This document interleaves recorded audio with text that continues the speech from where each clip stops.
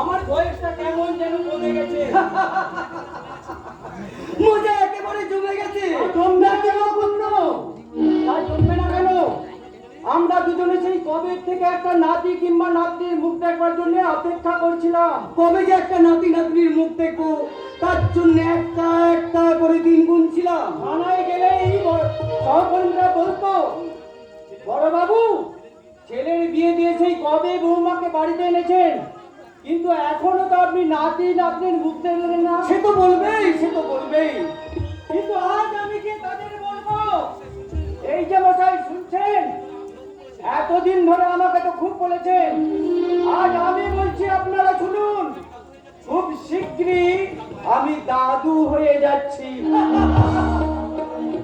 তোর বাচ্চা হবে শুনে বাবার পুণ্য কাকা দুজনেই যেন আবার পাগল হয়ে গেছে।